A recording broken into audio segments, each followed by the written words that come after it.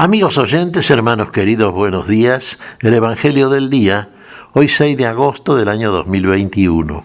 Aquí estamos Patricia y Miguel, este matrimonio cristiano, dispuestos a leer y considerar este Evangelio. Primero la lectura, Patricia. Lectura del Santo Evangelio según San Marcos, capítulo 9, versículos del 2 al 10. En aquel tiempo, Jesús tomó aparte a Pedro, a Santiago y a Juan. Subió con ellos a un monte alto y se transfiguró en su presencia. Sus vestiduras se pusieron esplendorosamente blancas, con una blancura que nadie puede lograr sobre la tierra. Después se les aparecieron Elías y Moisés, conversando con Jesús. Entonces Pedro le dijo a Jesús: Maestro, qué a gusto estamos aquí. Hagamos 3 chozas, una para ti, otra para Moisés y otra para Elías. En realidad no sabía lo que decía porque estaban asustados. Se formó entonces una nube que los cubrió con su sombra, y de esta nube salió una voz que decía: Este es mi Hijo amado, escúchenlo. En ese momento miraron alrededor y no vieron a nadie sino a Jesús, que estaba solo con ellos. Cuando bajaban de la montaña, Jesús les mandó que no contaran a nadie lo que habían visto hasta que el Hijo del Hombre resucitara de entre los muertos. Palabra del Señor. Gloria a nuestro Señor Jesucristo. La transfiguración.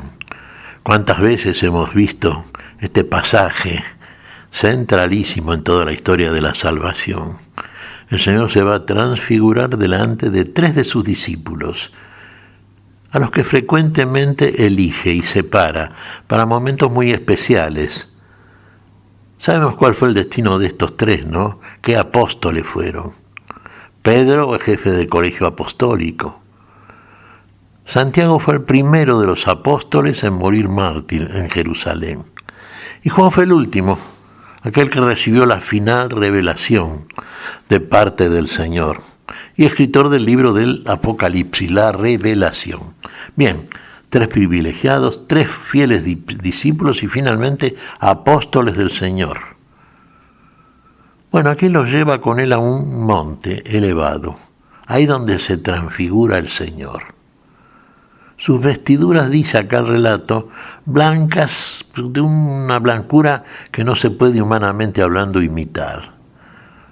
Una blancura reluciente, esplendorosa, y su rostro radiante. Brillaba la gloria de Dios en ese rostro. Era una figura, un anticipo, ¿no es cierto?, del Señor que se muestra verdaderamente transfigurado.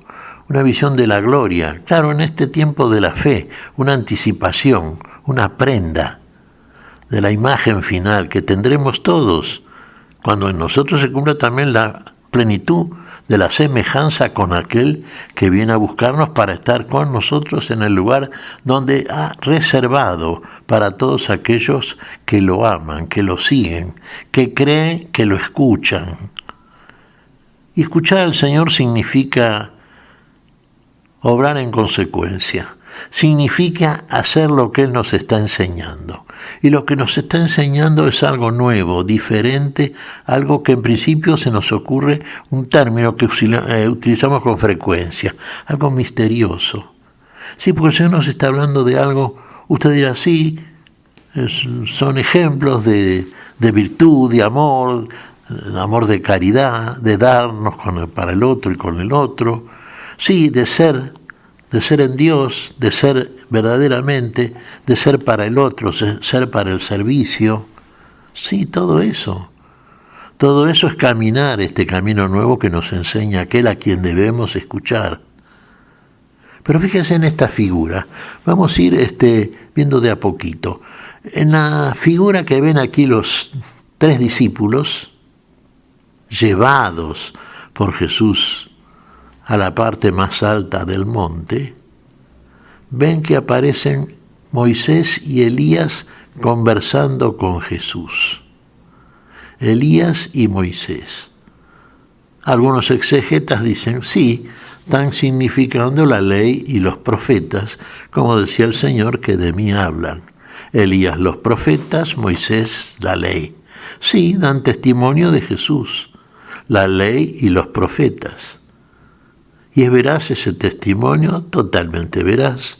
¿Procede de Dios esa revelación? Sí, el Espíritu de Dios obrando en Moisés y en Elías.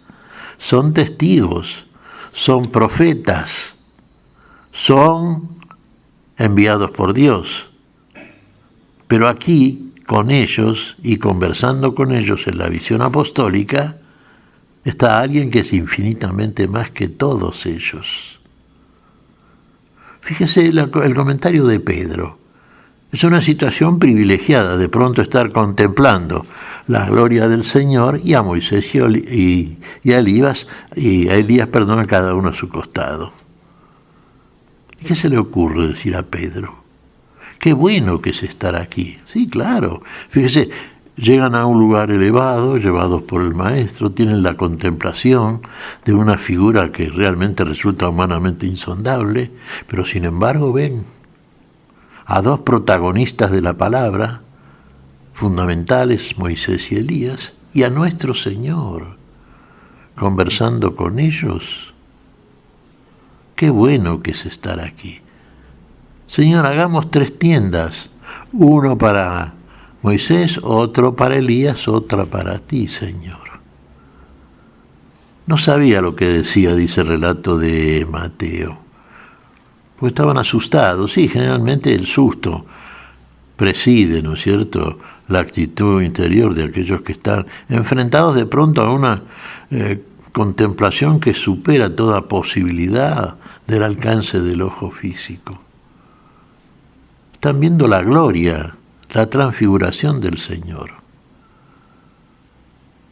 Pero claro, qué bueno que es estar aquí. Hagamos 3 tiendas. Y Pedro no sabía lo que decía. Pedro estaba igualando a los 3. Y no era así. Cristo era mucho mayor que Moisés y que Elías. Moisés y Elías daban testimonio, sí.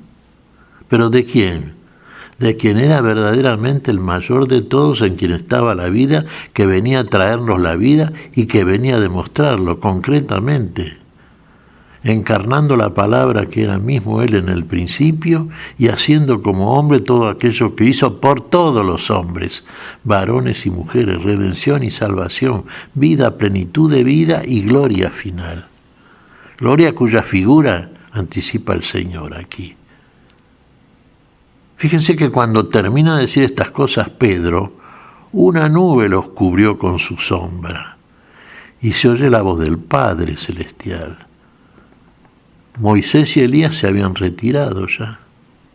Uno diría, ¿cubiertos de gloria? Sí, de acuerdo a lo que habían llevado a cabo en su vida temporal, cada uno de ellos fue un fiel, un veraz testigo de la vida. Anunciaban al Mesías, hablaron acerca del Mesías. Fueron llevados por el Espíritu de Dios, fueron verdaderos varones, justos varones de Dios. Pero tienen que retirarse porque el Padre está diciendo algo ahora. Queda Jesús solo. Y ahí dice el Padre, este es mi Hijo. A Él escuchen, a Él hay que escuchar. Ya está, ya en el Mesías se cumple la gestión de Moisés y Elías. Ya no estamos bajo ley. Ya la profecía se ha cumplido, ya está el Mesías anunciado. El Señor va ahora a mostrar cosas nuevas. Va a hacer algo nuevo porque la novedad va a aplicarla a todos nosotros, que estamos todavía en el viejo hombre con sus obras muertas, con sus obras caídas. El Señor viene a renovarnos totalmente. El Señor viene a decir algo que aquí les dice a los suyos.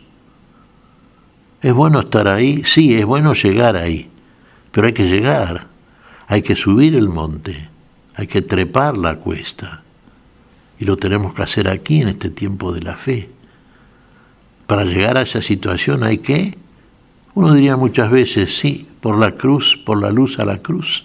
Sí, ¿cómo llegó el Señor? Fíjese, padeció vida de cruz, sí, fue muerto, también padeció la muerte y la gustó por todos. y finalmente resucitó. Por eso el Señor le dice a los suyos que no digan a nadie nada de lo que han visto, se los dijo muy severamente, hasta que el Hijo del Hombre no hubiese resucitado de entre los muertos. Y los discípulos, claro, mientras iban bajando, porque estaba solo con ellos Jesús, ya se había culminado la visión de la gloria, debatían entre ellos, resucitar de entre los muertos. ¿Qué quiere decir? ¿Qué es resucitar de entre los muertos? ¿Qué querrá decir el Señor? Y recién cuando el Señor resucite de entre los muertos, después será el testimonio a los suyos, se mostrará resucitado, figura final ascendiendo a la gloria que vieron ya. Y en ellos también se producirá. Pero ahí lo van a entender. ¿Sabe cuándo lo van a entender? Cuando lo escuchen al Señor y hagan como Él les dice. Ahí van a tener la experiencia concreta. Ahí van a saber lo que es resucitar. Porque ahí van a resucitar juntamente con Cristo. Y van a vivir una vida nueva, una vida resucitada, como anticipo de la final y gloriosa resurrección. Uno dirá, pero en tanto este es un misterio. Sí, en tanto es un misterio si usted sigue frenado en la imaginación meramente humana, porque estamos imaginando muchas veces desde el punto de vista humano, sin conocimiento, sin escuchar al Señor. Escuchémoslo primero, a ver qué nos dice. Él mismo nos va a enseñar esto. Y finalmente lo vamos a entender, claro, Él mismo lo va a hacer. Va a abrir nuestro entendimiento. Pero mientras tanto, bueno, estemos y después subamos la cuesta. Obremos, hagamos como nos dice. Y no es fácil, porque vida de cruz, padecimientos muchas veces, sí, claro. Pero en nosotros, ¿qué prevalece siempre? El amor de aquel que nos comunica la vida, el amor del otro para que nosotros amemos al otro y en el ejercicio concreto de ese amor vayamos viendo en nosotros los cambios que tienen que ver con este misterio de la resurrección.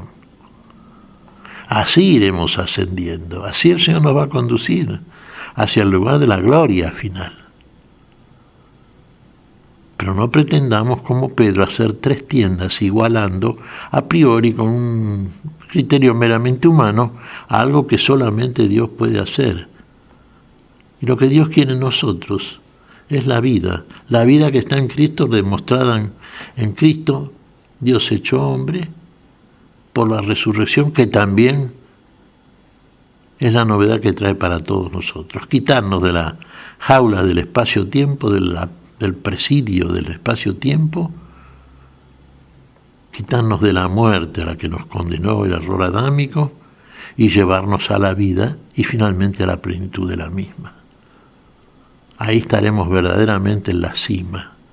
Estaremos en el lugar donde el Señor ha preparado lugar para nosotros, para estar siempre con nosotros.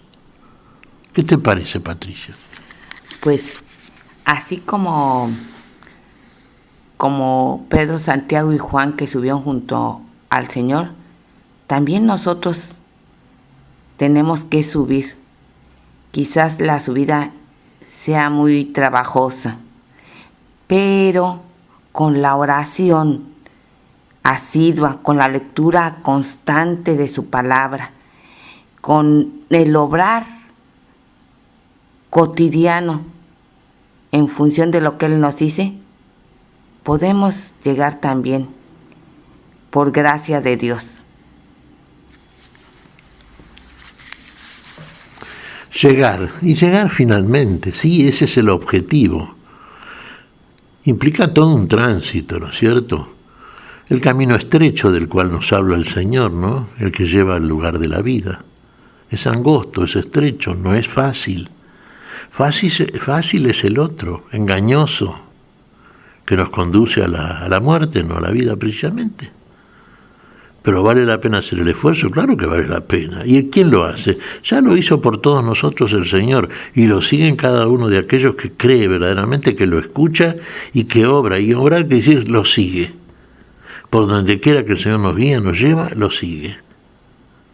Por más que sea angosto, estrecho el camino, oscuras sendas, con el Señor no tememos. En Él tenemos la plenitud de la seguridad, porque la tiene Él para con todos nosotros.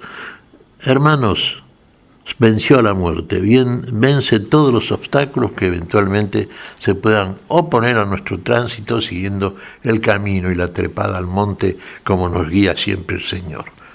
¿Qué te parece si agradecemos al Señor, Patricia? Muy bien, Miguel. Te damos gracias, Padre Celestial, en el nombre santo de nuestro Señor Jesucristo. Te damos gracias, Padre. Te pedimos perdón por nuestras faltas. Señor, pedimos tu bendición. Tu espíritu, Señor, tu espíritu de fe, tu espíritu de amor, tu espíritu de fidelidad. Señor, queremos seguirte.